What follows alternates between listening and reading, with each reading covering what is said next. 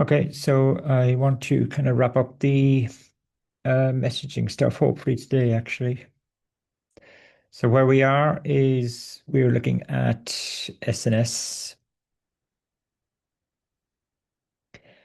and uh, in general, you could actually have many publishers, many message publishers, or you could have just one publisher publishing different types of messages. And as we know, all of your subscribers receive all of the messages. This image now again, I hate repeating myself, but we know that the subscribers don't have to be SQSQs. They could be lambdas or even other things, but it's only lambdas and SQSQs that we have ever dealt with.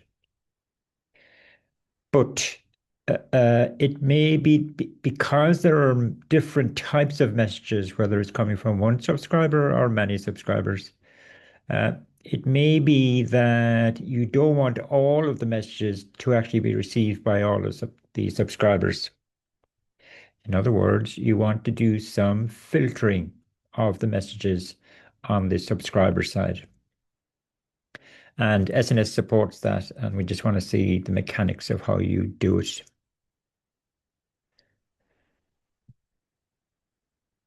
So there are two filtering policies, to use the language that SNS uses, two filtering policies that are available to you. One is based on attributes of the message. Now, think of attributes sort of as metadata. It's separate from the message body itself. Um, yeah, so think of metadata, but the documentation doesn't use the word metadata, so it uses the word attributes. So we'll stick with that. So you can filter messages on the basis of attributes, and the attributes will be expressed as in JSON format, so there'll be key value pairs. Or you can do the filtering on the basis of the actual body of the message itself, properties of the message body. Now, whichever you use, one or two, you can actually probably use both of them, but I don't have an example doing that. I use either one or the other, but there's nothing stopping you from having both. But whichever policy you're using, the filtering criteria are the same in both cases. Just to go back to here now, your attributes are going to be expressed as a JSON document. The message body is also going to be expressed as a JSON document. So you're essentially filtering on the basis of properties of either the body of the message or uh, properties of the attributes. So the criteria, if the property that you're doing the filtering on is a string, if its value is a string, then you can express filtering criteria in terms of these options here. You can have an allow list. So there's a list of values that you are accepting the particular property to have. So any message that has a value in the particular property, be it of the attributes or of the body, and that value is within this allow list, then you're allowing the message to go through to the subscriber. If it doesn't, if it has a value that is not in the allow list, I guess this is fairly obvious, but if it has a value that's not in the allow list, then you don't allow the message to go through to the subscriber. A deny list works the opposite way. If the value of the property is one of the values in the deny list, then you do not allow the message to go through to the subscriber. If it's not in the deny list, then you do allow it to go through. And there's a match prefix and match suffix where you're actually only examining part of the value of the property. In the match prefix, you're only looking at the prefix uh, of the value. In the match suffix, you're looking at the suffix. We'll see examples in a second. Alternatively, if the particular property, be it of the attributes or the message body, if the property is numeric type, then you can express filtering criteria along these lines here. Again, an allow list, a greater than, a less than, a between. I think there's a few more as well. There's greater than or equal to, less than or equal to, but you kind of get the idea. The third type of criteria is just an exists, what's called the exists filtering criteria. In that case, all you're looking for is the property present or not? You don't care about its value. Um, and if it is, then you allow the message to go through. If it's not present, then you don't allow the message to go through. So to go back to the previous, so you can have a filtering policy and you associate the filtering policy with each subscriber. So the subscribers can have different filtering policies associated with them. Obviously, if they don't have any filtering policy, then every message goes to the subscriber.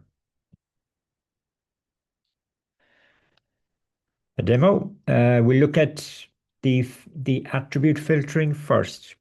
It's arguably more straightforward. So in this case, again, we're going to use the AWS CLI as our publisher just for convenience. Normally it would be a Lambda though. And we have two subscribers on the right there. We've got a Lambda that's a direct subscriber, and we've got an SQSQ that's a subscriber. And they both happen to have filtering, although we'll just concentrate on the Lambda subscriber. And supposing this is our filtering policy that we want to have. So we want the Lambda subscriber to only receive messages where there is an attribute whose name is user type, and that attribute has to have either the string value student or the string value lecturer. If it has any other value, then you don't want it to go through. So, what's next? Oh yeah, okay. Just some screenshots from the code. I'll do a quick demo of the code, but so let's supposing down here in the bottom right, let's supposing these are the messages. We don't actually care about the body of the message in this case because we're not doing any filtering in that bit on that. But let's suppose this is the actual message. And let's suppose the attributes, there are two attributes, one called user type and the other called source. And this is how you kind of encode the attribute. You've got to say what type the attribute is, and I'm using string in all cases, and what value the attribute is. So as I said, the attributes are also represented as in JSON format. Okay, and over here then on the left is the actual where we declare the filtering policy. So you can see here I'm attaching a particular lambda and this particular lambda here. So this presumably this lambda function was declared elsewhere in my CDK stack. And I'm subscribing it directly as a lambda subscriber directly to my topic, which I've declared somewhere else. And this is how we write the filtering policy. This is how we write the filtering policy now for attribute-based filtering. So there's this filter policy, filter policy. This is all part of the kind of, where is it? This is all part of the kind of the configuration of the subscription. Previously, no, we just had this part here and we didn't have any configuration, but now we do have some configuration. And the configuration in this case relates to the filtering policy. There are other configurations as well that we won't actually look at. So because it says filter policy here, that tells us straight away that it's attribute-based filtering. Now, the way you code these things is quite verbose, but and it's quite long-winded. Although in this case, it is not. But we'll see a more long-winded example in a few slides. So here, like this has to match the particular attribute that you're filtering on. So this here has to match, in my case, it has to match that there. And there's actually a lot of nesting going on here now. So we're declaring a string-based filter criteria. That's it. Gosh. Um, a string type filter. And here then is where we're actually expressing the actual filtering criteria. So I'm using an allow list in this case. And here's my list of allowed values. And as I said, you have to be careful with the syntax here because you have to close off all of these. Uh, yeah, like this is actually kind of a function call here, right? And well, okay, that's the only function call. So kind of zooming out from it, it's pretty easy to interpret, but when you're writing the actual code, it's quite fussy because of all the syntax. And we're using the CLI as our client. So this is how we would publish a message to the topic. And you can see here we're passing both a message attribute JSON file and a message JSON file, two separate uh, two separate parts to our uh, to the thing that we're publishing into the topic. So again, let's do a quick demo.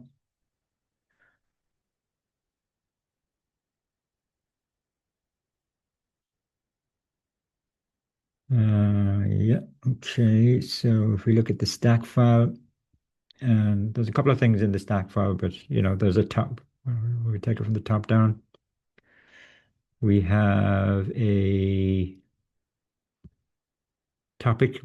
Now we have a queue, which is going to be a subscriber later on. We have some lambdas. This is the lambda that's going to be the direct subscriber. This is the lambda that's taking messages from the queue. And here's our subscription.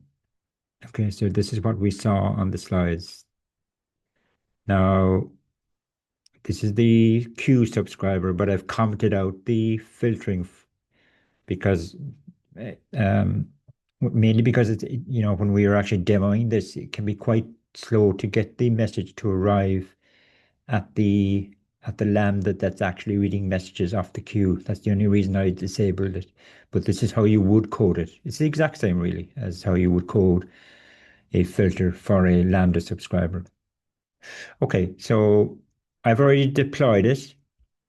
And if we look at our attributes JSON, so uh, let's supposing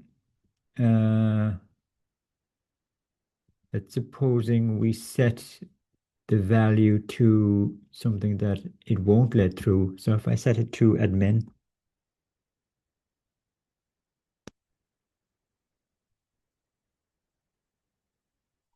now because my filter doesn't say anything about source, then it's going to ignore that. So there can be attributes that are not declared in the filter, and in those cases, they're just ignored. So user type is set to admin, and here's my message.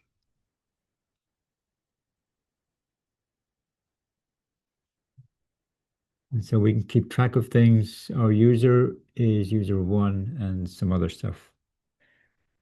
And so if we now publish that message, we need to grab the topic ARN.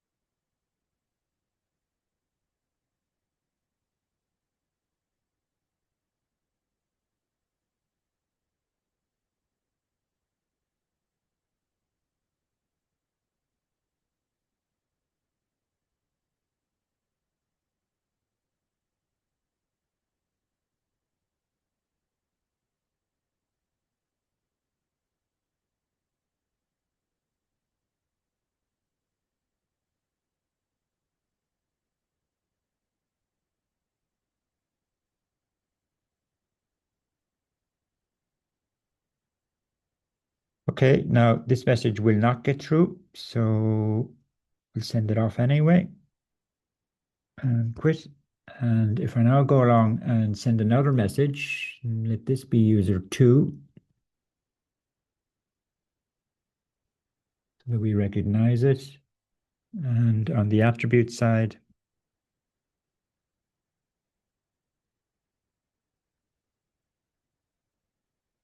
I'm going to change it back to student.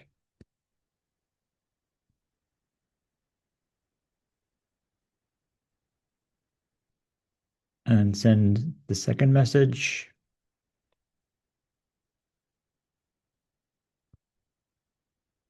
Now, if we switch over to CloudWatch,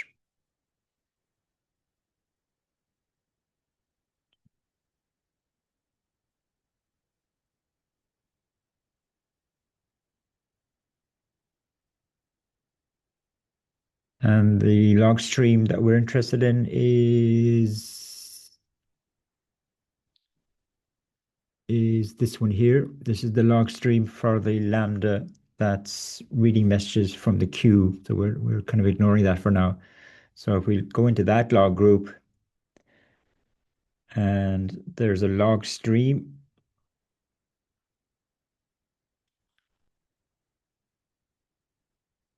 And I didn't show you the Lambda, but really all it's doing is just a console log of the event that it received. And so if we look at it,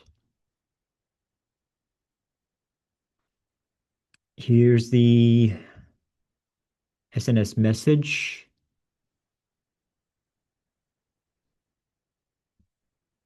And you can see there, right, that it relates to user 2. So there's no log stream for the user 1 message because that didn't get through. And as well in the message, you actually have the attributes. So they were always there when we were looking at SNS last week, but it was an empty array, it was an empty JSON structure. So I've just proven that the filter is working for me because it didn't let the first message through, but it did let the second one through. And, if I want to go back to my filter and I want to enhance it a little bit, by that I mean if I actually bring in the source attribute as well. So I'm just going to rob this from here.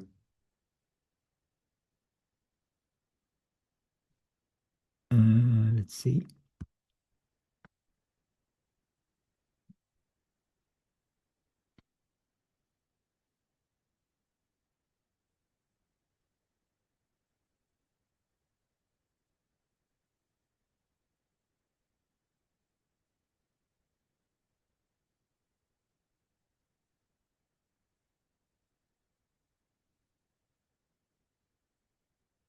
I'll comment it.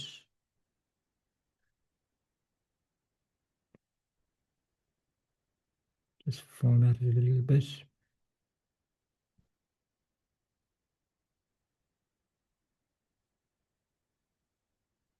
Yeah, because what happened there? I lost it.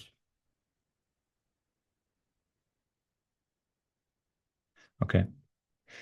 So the way you interpret this now is it's only if a message contains the user type attribute, which is set to either student or lecturer, and the source attribute. What are we saying? It has to start with either Moodle or Slack. If it doesn't, so it's an ending of these two criteria. Okay, now I do need to redeploy in this case because I've changed my stack.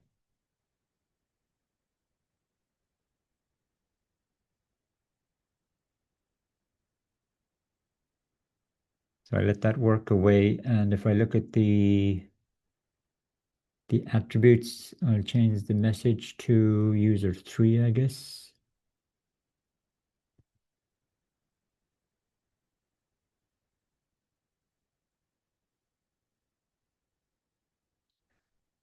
And I leave this as student, but if I change this, if I set the source to, let's say, email,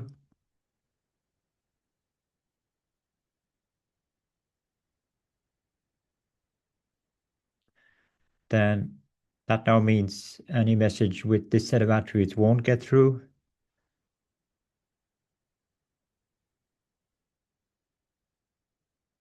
Okay, the deploy is finished, so I'll send my message again for user 3, and I'll send a fourth message where this is one of the allowed prefixes.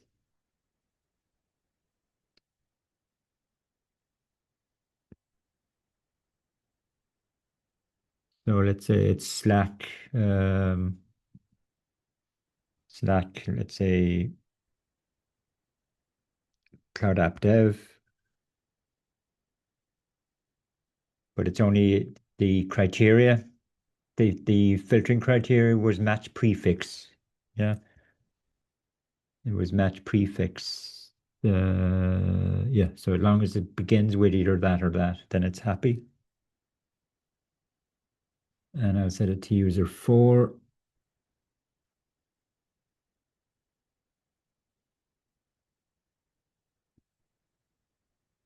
Send my message. I did send 3, didn't I? I think I did. Now send 4.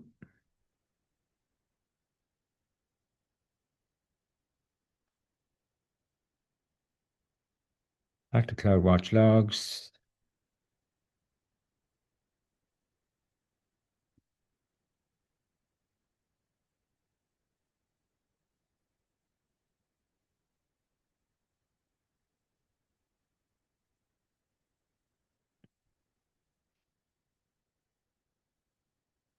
This is the log stream.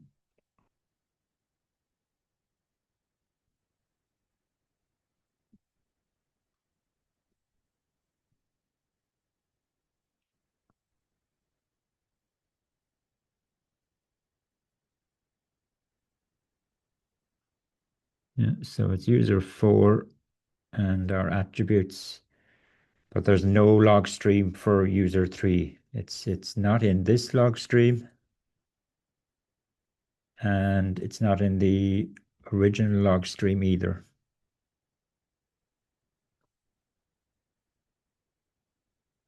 No, there's only one message in that log stream, so it didn't reuse the Lambda's micro VM.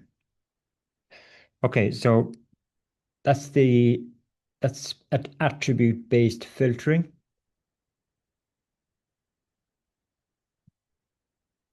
All I'm doing there is just showing you screenshots from the console log, so that's okay. The second filtering policy is message body filtering. So now you're ignoring any attributes. There may be attributes, but you're ignoring them. You're actually focusing on the body of the message and attribute and properties of the message body. So yeah, the filtering is based on properties of the message body. That's fine. But the body is a JSON document. It has the same filtering criteria apply here. So it's consistent in that way. Okay, so let's supposing this is our simple demo. I could have used the one the stack that we're looking at, but I've got a different stack to it. So I've got let's see. So I've got an SQS queue subscriber and a Lambda for no particular reason. So we're doing the filtering on the basis of, we're doing the filtering here between the SNS and SQS because SQS is the subscriber in this case. As I said, I could have made Lambda the subscriber. It doesn't really matter. And this is my particular filtering policy. So the queue should only receive messages. Oh yeah, sorry. This is kind of taken from the lab, really. So my publisher in this case is S3, and if you worked your way through some of the lab, you've already seen where we're uploading images to S3, and that's causing S3 to publish a message to an SNS topic. And now I want to do some filtering of the messages that are published by S3 in this case. So we need to find out what is the structure of the message body from S3. And once we have that, then what our filtering policy is saying here that we only want messages to go through to the SQS queue if the file that was uploaded, if its name began with the prefix image, with the image prefix. It's kind of an odd policy, but that's okay. Because we know that in the message that's published by S3 to SNS, that message, somewhere within it will be the name of the file that was uploaded to S3. Although we have to find where exactly is that name within the body of the message that S3 sends to SNS. Now, what I'm showing you here is the console log from our Lambda. Again, if I just switch back, it's the console log of the event that this Lambda receives. But that event will contain the SQS message. And within the SQS message will be the SNS message. So we have to kind of really dig down into to find the message that SNS sent. And the message that SNS sent was the message that the S3 sent to it. So it gets complicated. So this screenshot is from the Lambda, as I said, and it's this part of the SQS message. It's in the body part that we have the SNS message. It's kind of what I'm saying over here, right? Now, it's actually in stringified form, so we need to parse it to get a clearer look at the structure of this message here. And that's what I'm showing you here. Okay, so this is just the parsing of the body here. And the actual file name is way down here. Now, you need to actually study the structure of this message. It's kind of a hierarchy. So it begins with records, and then within that there is a key called S3, and within that structure there is a key called object, and within that structure there is a key called key. Okay, so we need to actually know that structure to find the particular property of the message, because essentially we need to express in our filter, we need to express where exactly is the key, is the property of the message that you're doing your filtering on. And the way you do that is by essentially kind of describing this nested structure. Which brings us on to here, right? So here's my filtering policy, and it's getting kind of, there's a lot of nesting going on here. So this is where the syntax isn't great, but we have to live with it really. So here's my topic, and I'm adding a subscriber, and it's an SQS subscriber. That's fine. And here's the actual SQS reference to the SQS queue. And now I'm configuring the subscription here, just as I did with attribute-based filtering. In this case, the configuration part that I'm setting is called filter policy with message body. If I might go back to an earlier slide, when we were doing attribute-based filtering, the configuration part that we were setting was just called filter policy. Okay.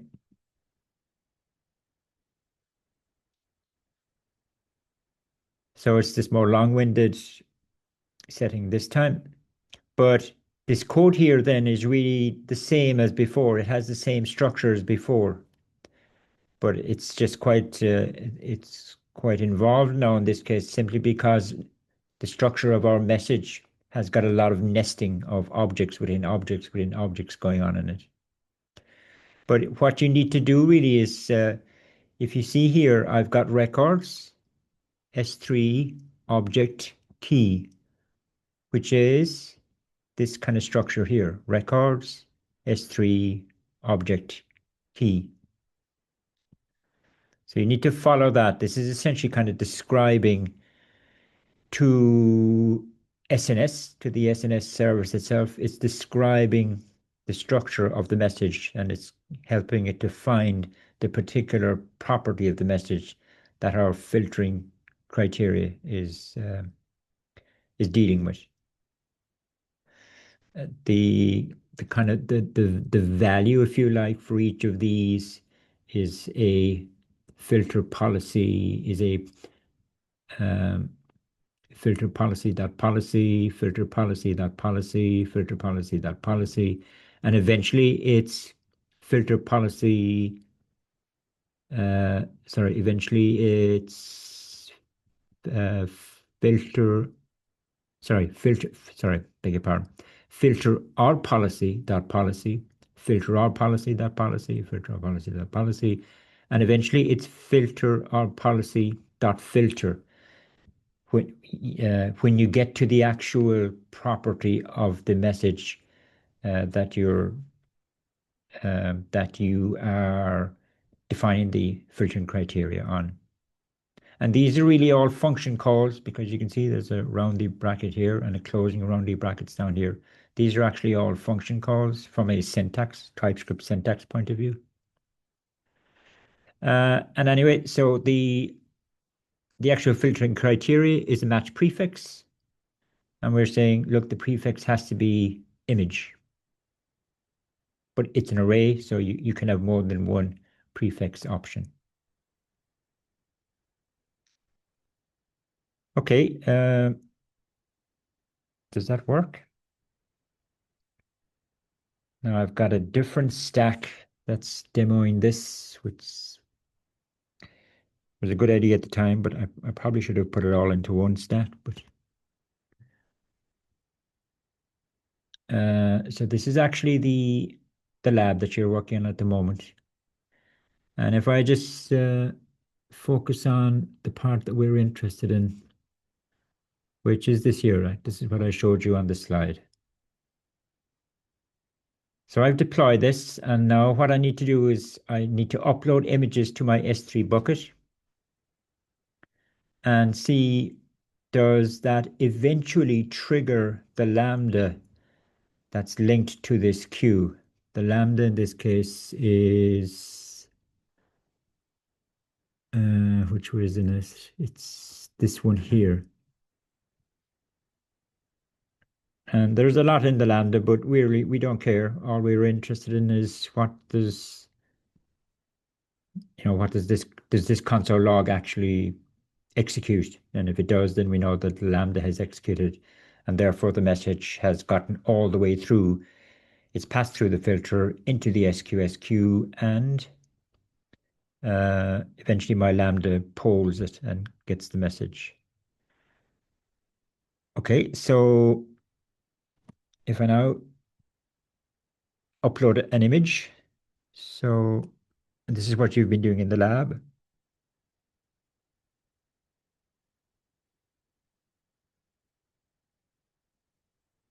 We don't really care what the image is, but so I'm going to call this image. Actually, what I'll do is I'm going to upload and I'm going to call it picture one.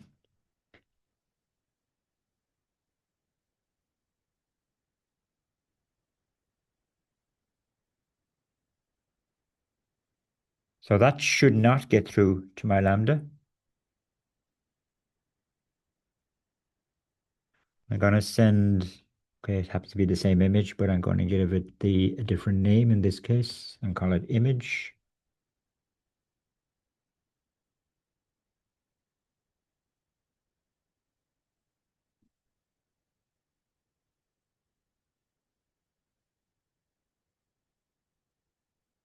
Now again, it's going to take a while to get through. Hopefully it won't take too long.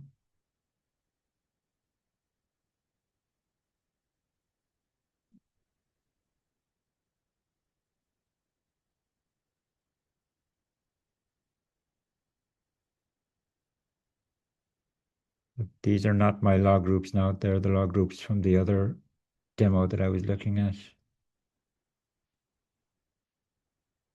This is what I was fearful of now. It just takes too long to get through.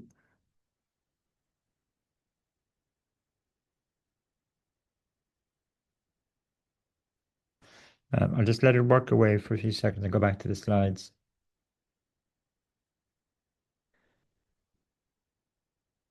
Here's just another, another filtering policy. In this case, I'm filtering just on the basis of a different property. So there's a property called the S3 schema property. Do I have a screenshot of it? If I go back to here, where is it?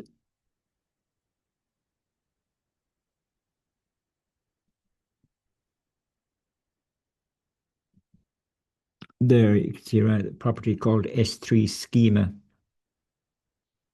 Now, it's actually set to a string, even though the string contains a numeric value in it. But because it's a string, we have to treat it as a string. But in this case, anyway, it's a property which is contained within the object S3. And that object S3 is contained within the array structure records.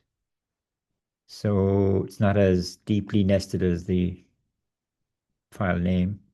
So that means this is my filtering criteria in this case. But again, it's following the same idea. Records, S3, S3 schema, and in this case, I'm using an allow list rather than match prefix.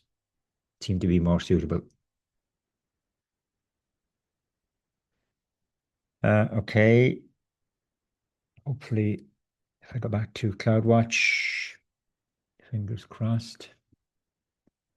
Oh my God, still hasn't gotten through.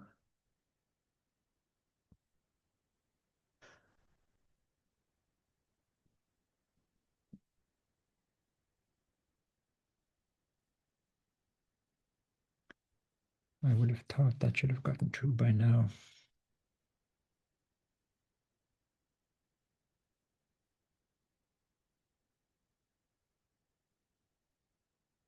Sorry, was there an error there? I wonder. Oh, sorry. I never changed the that's an old bucket name. Okay, let's go back to when I deployed it.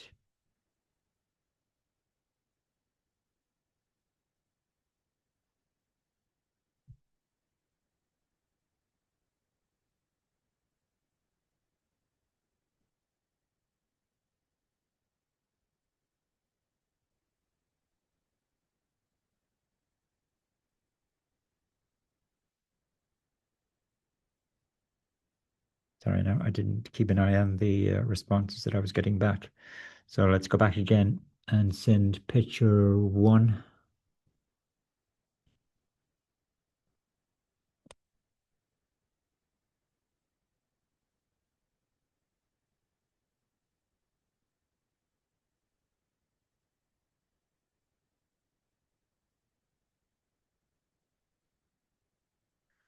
It looks better. And image one.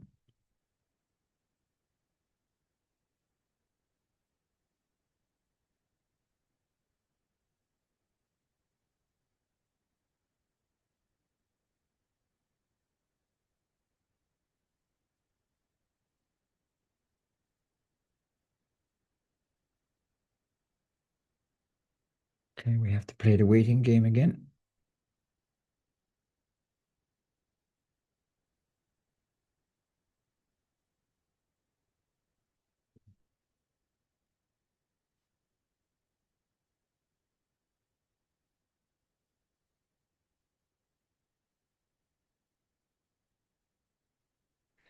Just while we're waiting, just to give you some other examples. So, the case study that we're looking at, arguably, it's quite tricky in the sense that the messages, they're coming from S3 to SNS to SQS and eventually to our Lambda. And the messages in that case then are messages that are really generated by, in that case, S3. But, we could be sending messages that just contain JSON structures that that are uh, that are originated from by an application or by the user themselves. Yeah. So if we take this case here, right? So let's supposing these are what our messages are user profile JSON objects, right? And they look like this. This is a bit more sensible, I guess, right? So, and we want to filter, and we've got a Lambda subscriber to a topic. So these are the messages that are being sent in to my topic. Okay, and I've got a Lambda subscriber and I want to do some filtering.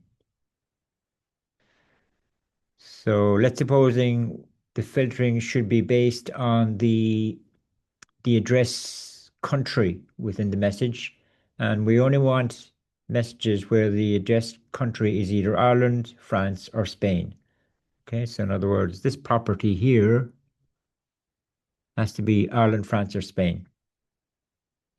No other messages should get through to this Lambda subscriber.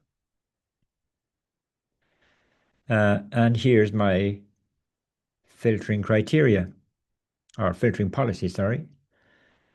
Uh, yeah, so the structure is address country. So I'm kind of telling the SNS service, find the property called address within the message. Within that, look for the subordinate property called country. And then I have an allow list of the countries that I mentioned.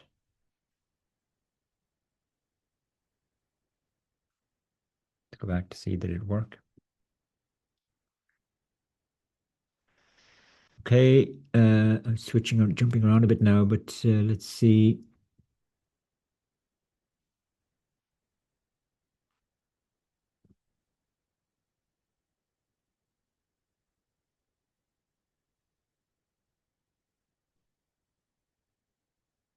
Oh yeah, this is the one.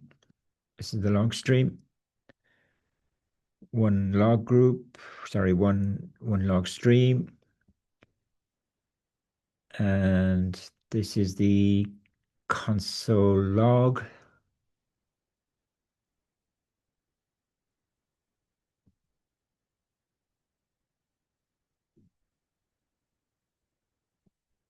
Which one is it, I wonder? It's this one here.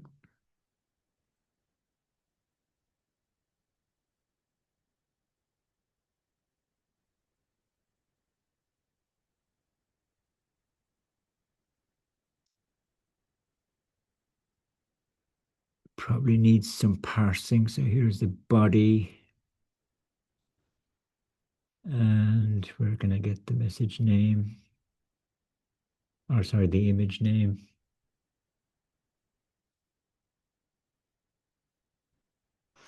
Let's do it.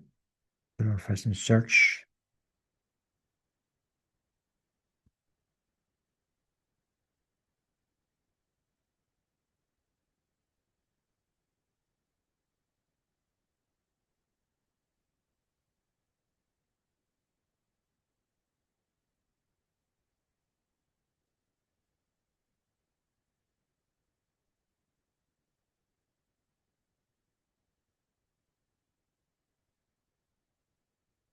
Somewhere in here. I can't see it.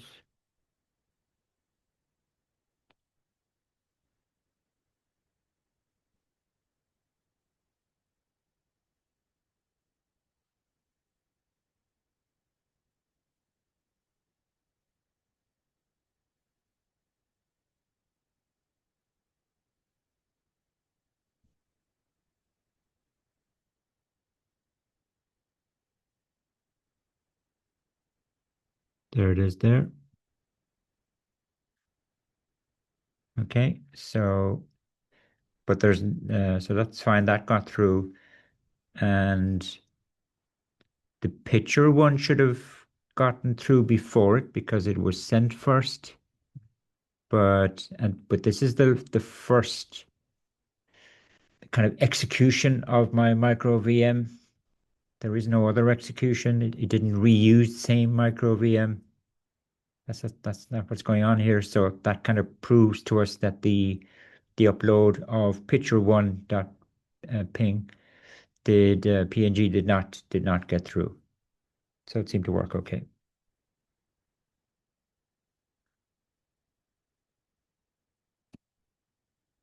Okay, back to just some other examples.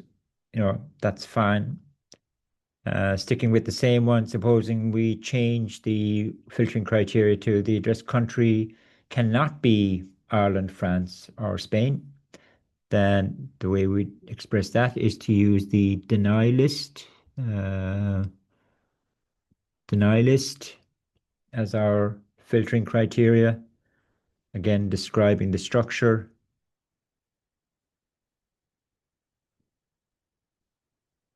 Another example. Uh, so this time the address must be Ireland, France, or Spain, and the email must end with .ie, .com, or .org. Okay, so we've got two parts to our message body filtering. And so we just, like this thing here is an object. Where does it begin? This thing here is an object. I don't know if you can see the curly brace. So that means we can have a number of key value pairs. So our first key is address. Our second key is email. Um, and email is at the kind of top level of our message structure. If I go back a couple of slides, email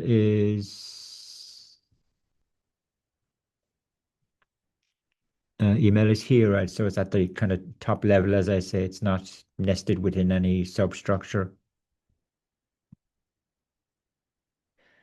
So that's pretty straightforward, right? It's an allow list. Is that how I did it? Uh, oh no, match suffix. Sorry, yeah, that would make sense. The match suffix criteria because we wanted to end in .ie, .com, or .org, and again, it's an array type.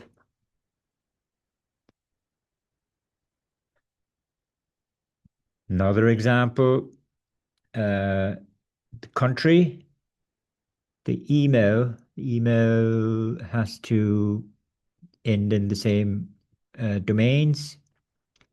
And we also want the email address to start with either ADM, let's say for admin, or RES for research. So the email address has to begin with those to end with these domains. And the message also has to have a particular country in the address. And so here's our full filtering policy.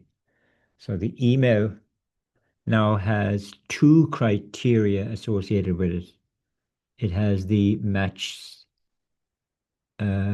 suffix and match prefix. Yeah.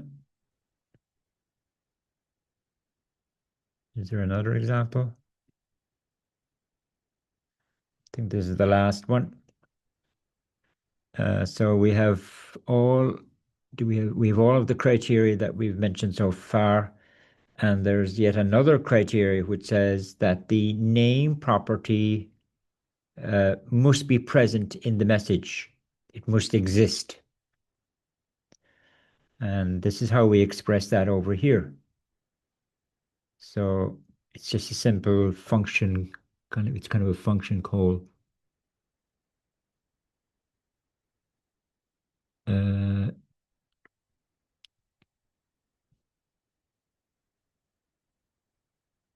Oh yeah, exists.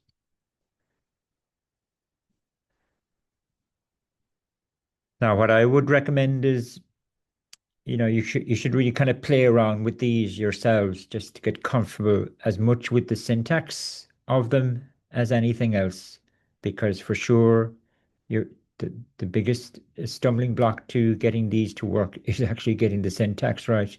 Not having enough closing roundy brackets or curly brackets in your expression.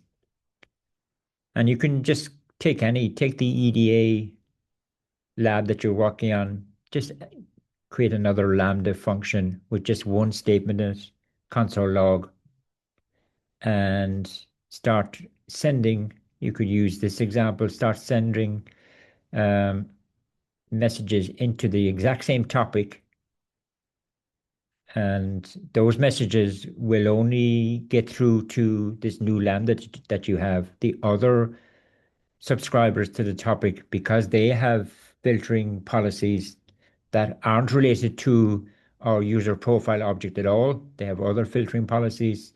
They won't allow the message to get through to them. So, or you could just create a small little CDK project for yourself to play around with them. But I would advise you to do that. Um,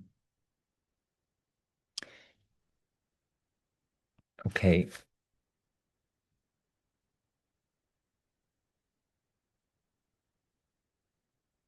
just checking my watch.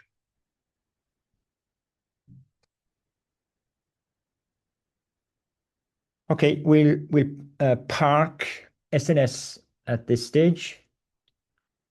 I want to go back to an earlier part of the module. So if we go back to when we were talking about serverless, and which one is it? It's this set of slides here.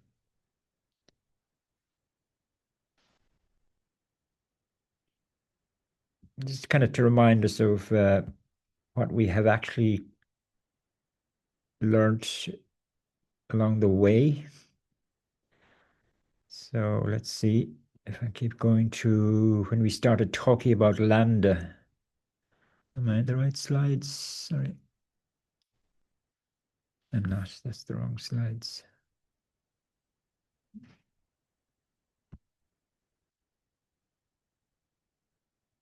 Okay, these slides.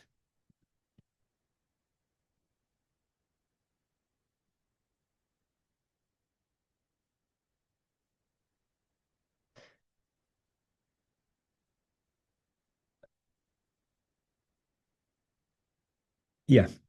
So we were talking about Lambda integration. And the idea here was where we were talking about other um, other services or other types of resources that can trigger the execution of a Lambda function. And we've seen a lot, like in the meantime, we've seen uh, more recently SNS triggering a Lambda. We've seen SQS triggering a Lambda. And we've seen API Gateway. Way back, we've seen API Gateway triggering a Lambda. But when I started talking about Lambda integration here, I said that there were three kind of models of integration: synchronous, asynchronous, and pole-based, although pole-based is not the term that is used in the documentation. Now, we've seen all three of these types of integrations in the meantime. The synchronous one, the simplest example of that was when we had API Gateway. Is it in this image? We had API Gateway, which was kind of wired up to a Lambda function. Again, there's always the proviso that, it's the actual Lambda services in between all of them, but yikes. Sorry, now what happened there? I didn't want to do that. Sorry, I hit a keyboard sequence there now that kind of messed things up for me. Just give me 1 second.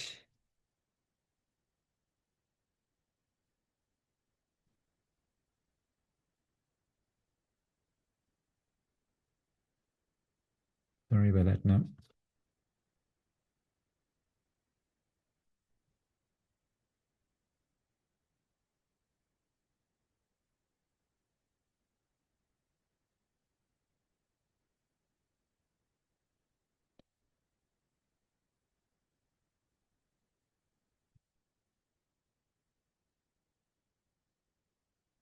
Gosh.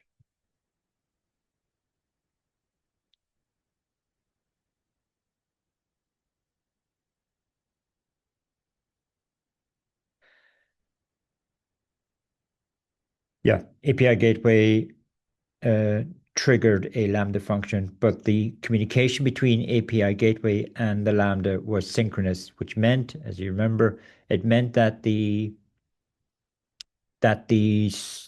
source of the event that's passed to the Lambda, the source waits for the Lambda to respond, to kind of process the event and respond back to it. That's what we mean by synchronous in the context of this topic, right? So that was fine. We've seen lots of that. Then there was the asynchronous integration model, and the slide is telling us here that SNS uses that uh, integration pattern, if you like. And what it meant was that the SNS service, it triggers a Lambda, but it doesn't wait for the Lambda function to complete its processing and respond back to it. And I explained this when I was talking about SNS2E, if you remember. What actually happens is SNS contacts the Lambda service, passes the message to the Lambda service, and then SNS is out of the equation. It lets the Lambda service to invoke the Lambda function. And that means that the Lambda function, when it completes execution or if it throws an exception, that result is handled by the Lambda service itself. SNS knows nothing about it. Okay. So that was a tangible example of the asynchronous integration model that we've actually played around with. The third model was this pole-based model. Now, it doesn't call it pole-based in the documentation. It calls it event source mapping, right? And we've seen that model when we were talking about SQS. Again, you remember SQS doesn't actually talk to the Lambda serve. It certainly doesn't talk to the Lambda function. It doesn't even initiate the communication with the Lambda service. What happens in that case, as you might remember, is the Lambda service periodically polls the SQS service asking for messages, etc., right? So that was an example of that this third integration model, which we call pole-based. Now, this pole-based model is also used by DynamoDB streams, which is really where I want to get back to. Right. So DynamoDB streams use this pole-based approach. So if I go back to my slides, this slide here is actually taken directly from the Lambda set of notes that we were talking about. Is that actually what I'm showing you in the browser? Yeah, so this image here is the same image in the set of slides that we're looking at the moment. And the text here is actually taken from when we were talking about the Lambda service. So it's just, as I said, it's DynamoDB streams that we want to look at as a second example of this event source mapping stroke pole-based integration model. And if you walked your way through the assignment you'll actually know that this came into the assignment. So the idea, again, if you've done an assignment, then you know all of this, but the idea is you've got some sort of client of DynamoDB, typically it's going to be a Lambda function, which is modifying the database. And we've configured our DynamoDB database to keep records or to maintain a stream of all the state changes, to use the language of the assignment, that occur in my database. And I want that stream to be fed to another Lambda function, and I want it to process that stream. So the stream is going to contain entries about new items that were added to the table, items that were removed from the table, and items that were updated or modified in the table. But the way it works is the same way that kind of SQS and Lambda interact with each other, which is that the Lambda service periodically polls DynamoDB, asking it for new entries in this stream. DynamoDB returns with the new entries since it was last polled. The Lambda service puts those entries into a sort of an internal data structure, which we're calling a queue here, right? But it's not a queue as in an SQS queue. It's an internal data structure. And then it actually invokes the Lambda, passing it the entries in this internal structure. Okay. But it's the interaction between the Lambda service and DynamoDB. That's where the polling is going on, or the event source mapping is going on. So how do we code all of this kind of setup here? Again, you've already done it. If you've covered that part of the assignment, then you know the answer to this. But for those of you that haven't, I'm just going to cover it in the next couple of slides. So DynamoDB streams.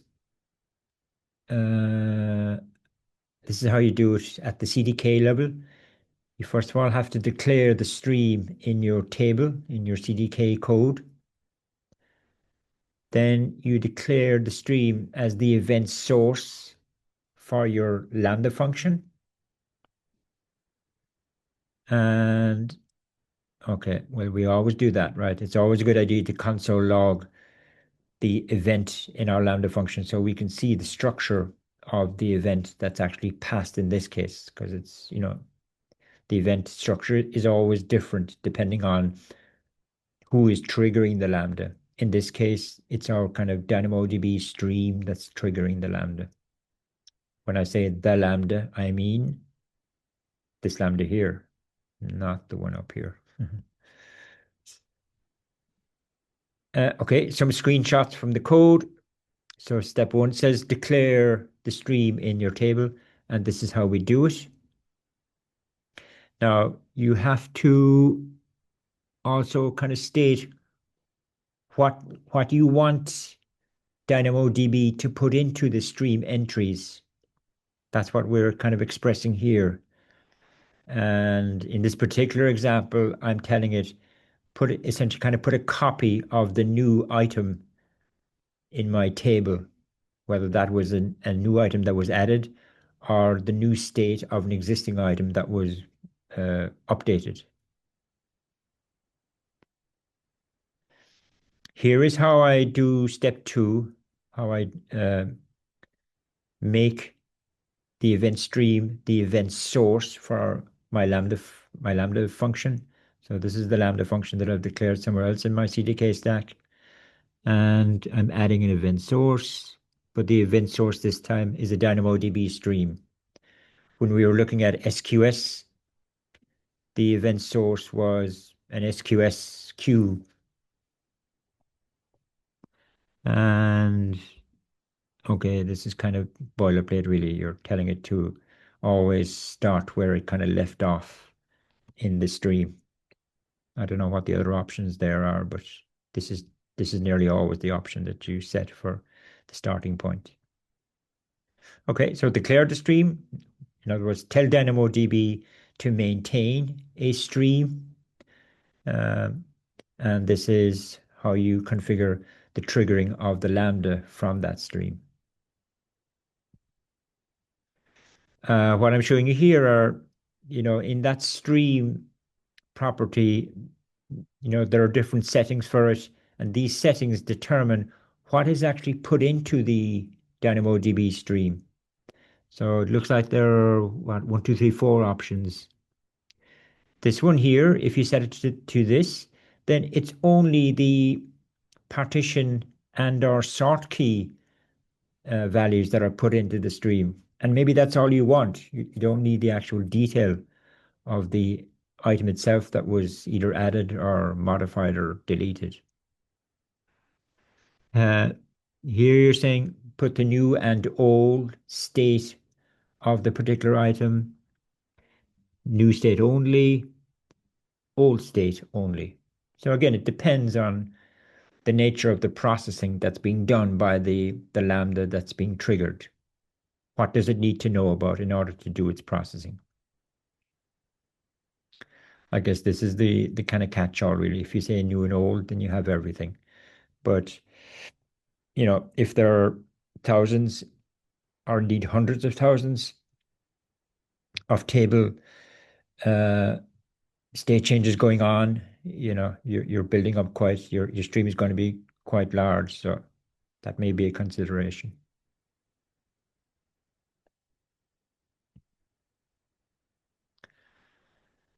A stream entry includes the type of oh yeah, what I'm talking about here is uh, I'm talking about, that's probably wrong, really. It's not so much the stream entry.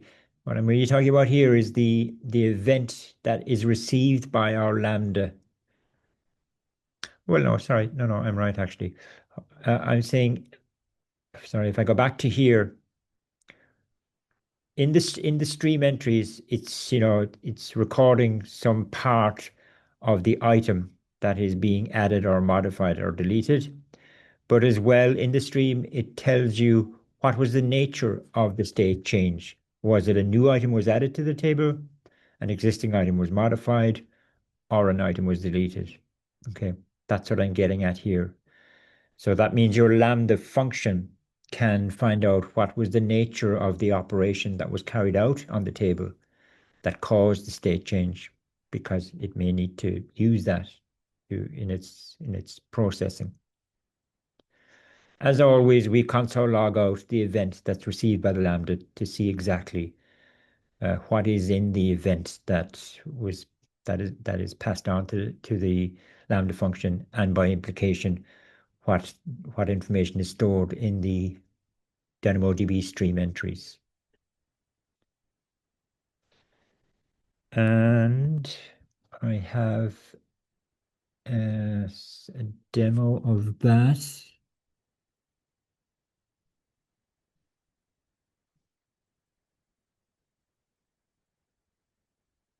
Let's see. In my case,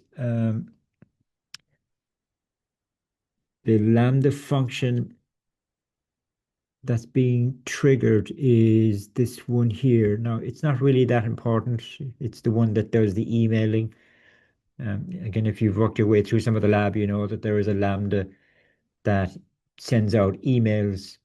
Now, I've kind of changed, jumping around a bit now, sorry, but if I just go to the actual lab that you're currently working on,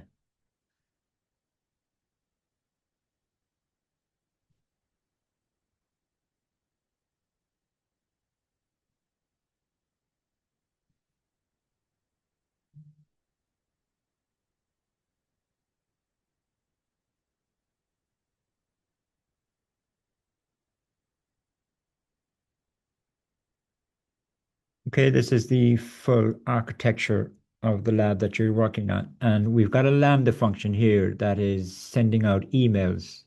And the way it's plugged into this architecture, it's taking messages from a queue, and this queue is getting its messages from the topic. So over here on the left, user uploads a file to the bucket. S3 sends a message into your topic. This queue is subscribed to that topic and it's receiving those messages. There is actually a filter there, but the filter will let the message through. This Lambda then is polling this queue periodically for those messages. So this Lambda gets triggered whenever an upload happens, essentially. Now, what we could do is this Lambda, we could actually link it to our database. So if you could imagine, let's get rid of this queue entirely. Let's pull this Lambda kind of down here and let's link it to a stream from your database. And the Lambda can still, and so what the Lambda would do down here is it would examine the stream entries that it's receiving, check is there a stream entry that relates to the insertion or the addition of a new item into the table, which is our state change. And if it finds that, then send the email. Yeah. So it's just an alternative design for this overall application. And so we've got a Lambda here now that's being triggered by a DynamoDB stream. And the Lambda, its role is to send out emails. So going back to VS Code, that Lambda is this one here. Where is it?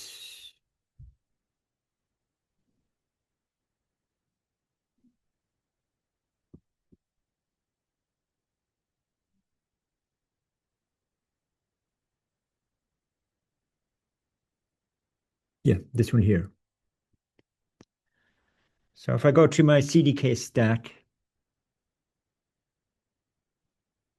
and I'll just do a search for mailer.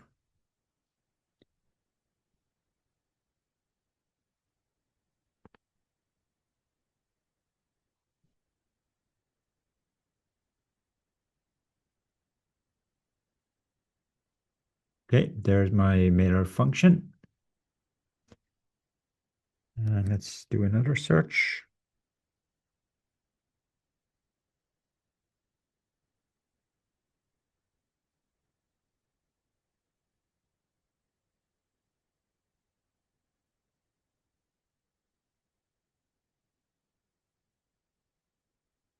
And here's where I'm linking the DynamoDB stream as the event source for my mailer function. And of course, in my actual DynamoDB table,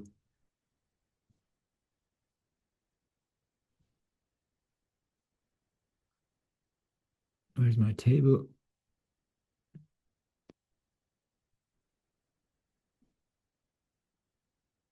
Yeah, I am actually, I've configured it to maintain a stream.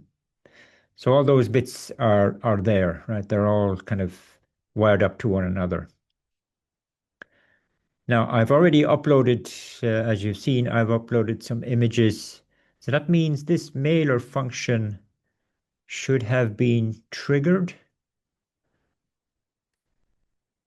because this is the same stack that I used when I was demoing body filtering to you with the S3 messages and all that stuff. So if I go to CloudWatch logs,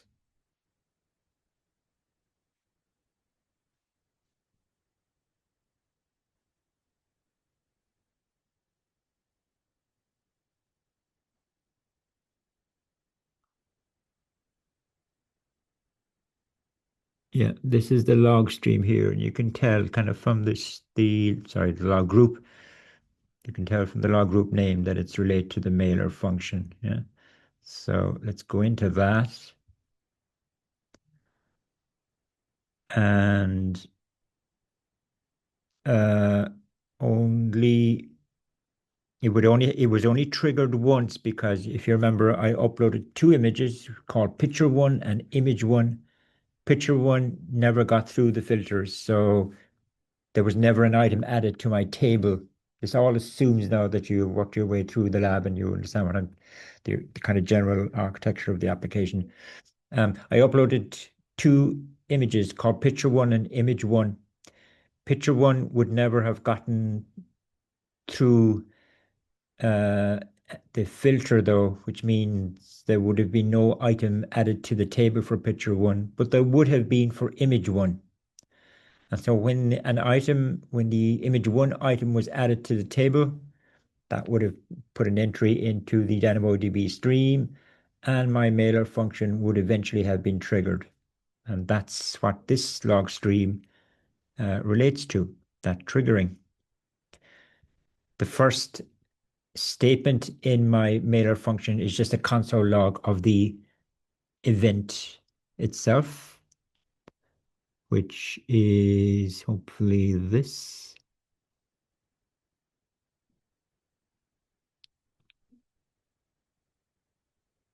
Um, and so what you're seeing here now, again, it's an array. So that my mailer function could receive an array of log stream entries. Okay. And I guess the AWS people are kind of being consistent, whether it's SQS or SNS, it's always kind of records it's using as the key. So anyway, this is one stream entry essentially from here to here. Yeah. And this here is telling us what type of operation caused the stream entry. It was an insert operation, which is correct.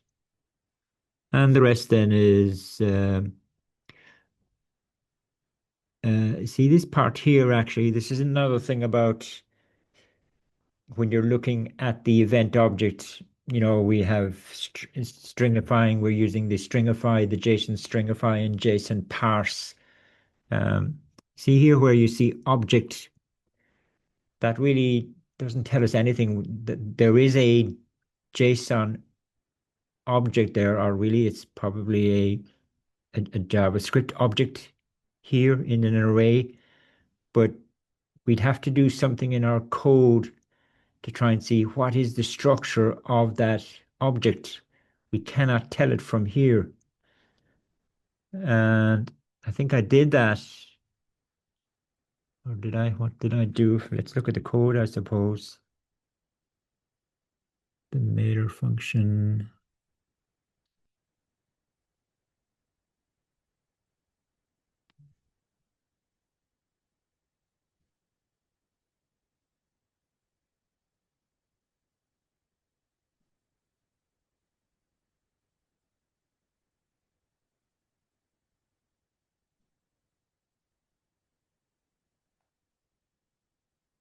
Okay, I console log the event. That's fine.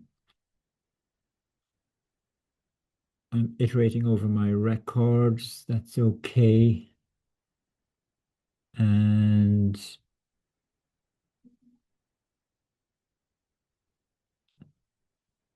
I think, let's see now, how did I discover that? See this big long statement here. I think I had a console log statement that looked, I had a console log statement. Sorry, now let's see. I think I had a console log statement here, which console logged, trying to think now.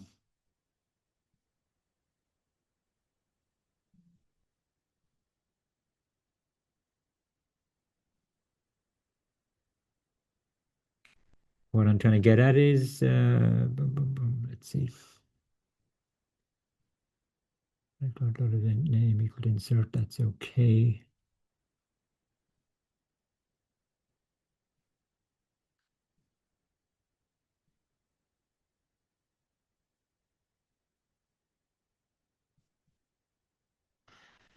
I'm kind of caught now for a second. Let's go back there again.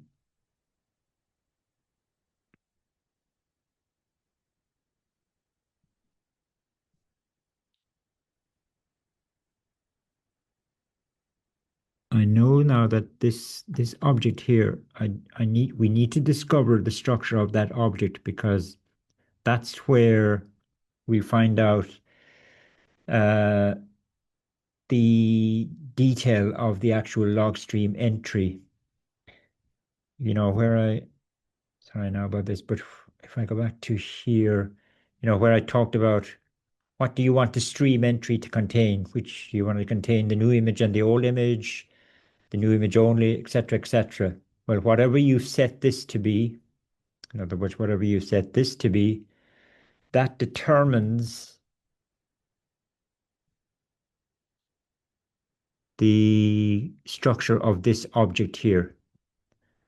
And I'm pretty sure I had a console log of the entries, and it is an array, it looks like. So we'd have to have a console log of that to get a sense of the structure so that we can index into it and find particular parts of it, whatever we're looking for. But in general, anyway, this is the overall structure of a an event coming from a DynamoDB stream to our Lambda function. I come back to that now, maybe next week to show you how to actually discover what is the structure of that thing. I mean, I'm sure you can do it yourself anyway, but okay, I won't dwell on it. One thing I could do is if I go to DynamoDB,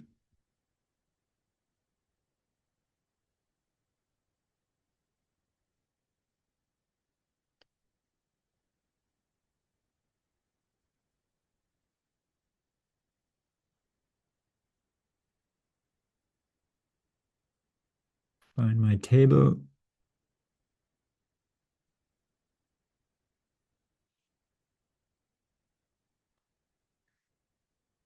The network is really slow.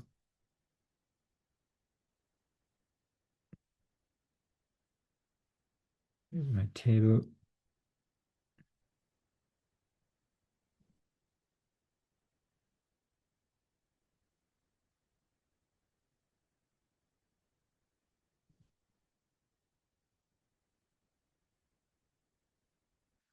Here's my table entry.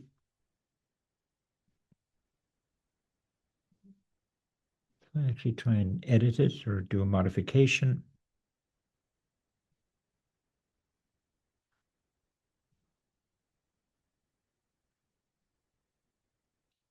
Let's see if I can add an attribute. How do I do that?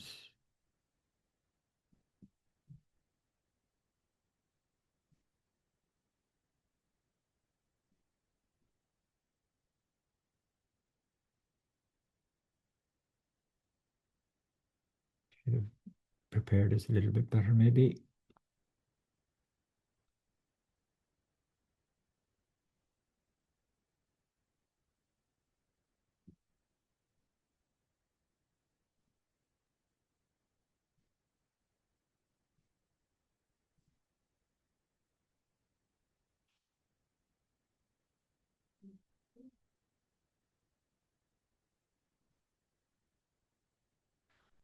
There was a way of adding an attribute.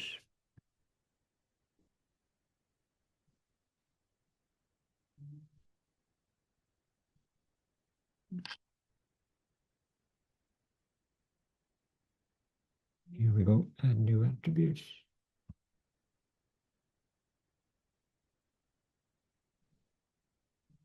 Take type string. I will select text string.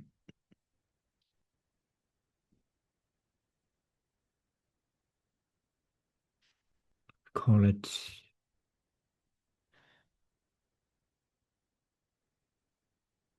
foobar. Foo.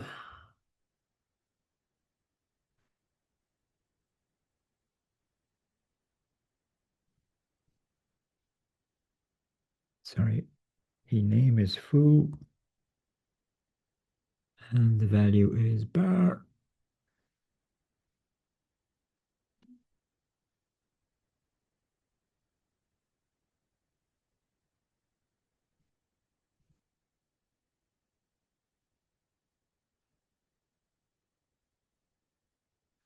Now that should really have that change will cause a log stream entry to be created, and consequently my Lambda will be triggered. Let's go back to CloudWatch logs.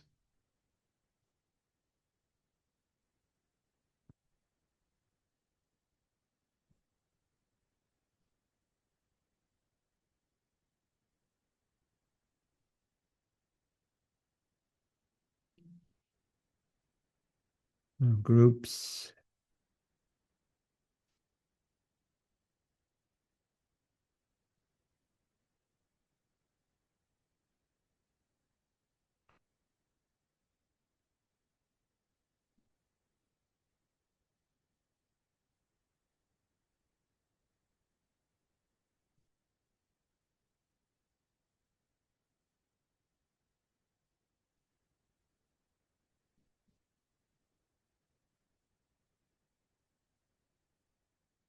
Yeah, you can see the entry type of the event name. In this case is modify as opposed to insert in the previous one. And again, we can see we can see the structure of this thing. It's poor, and I should have really prepared that a little bit better. Let's see, what is it showing me here?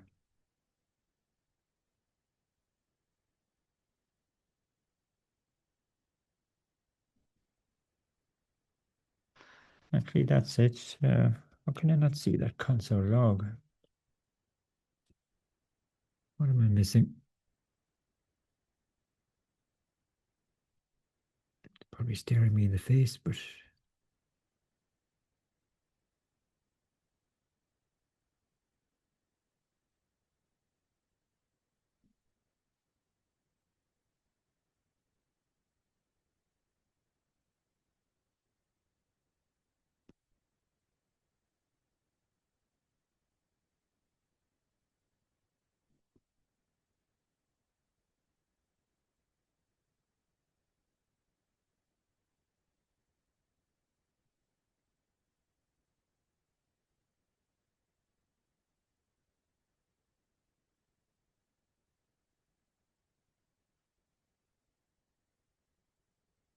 okay.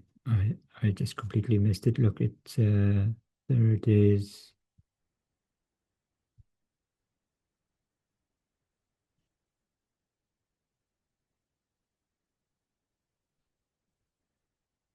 Sorry, no, I don't know how I'm struggling with this, but I am for some reason.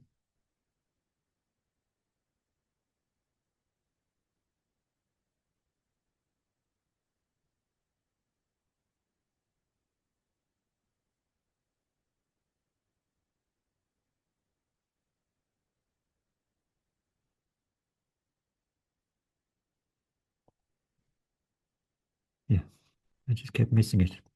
There's the console log there that I was looking for. I don't know why, I just kept missing it.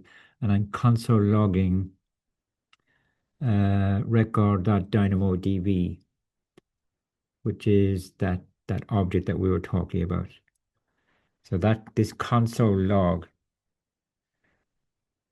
just kept missing it for some reason. Uh, it's showing us, so what we're seeing here is the structure of this object here. Yeah, and um, it's actually showing me, because I've set my log stream type to new image, this is showing me the state of the new item, the uh, the new state of the item, sorry. Yeah. But I don't know if you remember or not, when we were talking about DynamoDB, I said that it has its own data types which are different from kind of JavaScript's data type system. right? And so what we're seeing here really is DynamoDB's data types being expressed in JSON format. So for example, the property the property of the table item called name, its type is string and its value is that. There is, sorry, that's the key. This is the new item. There's a property called foo, which is the one I just created. Its type was also string. Its value is that, and so on and so forth. So in order to clearly, this wouldn't be easy to process in your TypeScript code. What we would need to do is take this and marshal it into JavaScript types. Again, marshalling and unmarshalling was something I mentioned briefly when I was talking about DynamoDB, because DynamoDB has its own data type system, whereas our source code, our kind of client code, Lambda in this case, in our case, it has a JavaScript data type system. So we need to be able to convert from one to the other, which we call marshalling and unmarshalling. Okay, that was a struggle on my part, but I kind of got there eventually, hopefully, and I hope you followed it as well. Back to my slides. So we talked about that, and we talked about that, and this is just documenting, there are certain imports that you have to include in your CDK code and imports that you have to include in your Lambda function to get all of this to work, and that's all I'm documenting there. Now, having said all of that, right, in next week's lab, which will be kind of part 3 of the lab that you're working on, we will actually do what I was explaining there a while ago, which is we're going to take this Lambda function and bring it kind of down here to be triggered by a DynamoDB stream. Yeah. So you'll be able to play with this yourselves if you haven't done it in the actual assignment. Okay. That's all I want to cover for today. And we have essentially finished messaging at this stage. There's one other topic that I want to cover, which will really only take one lecture. Well, two lectures next week. So we'll do that. And that will then be it essentially for this module. Right. I'm finished for today. As usual, I'll pause for questions in case, in the unlikely event that there is a question, but maybe there is. No. Right. I'll leave it at that. So, and I'll talk to you next week in the labs. Thanks a lot.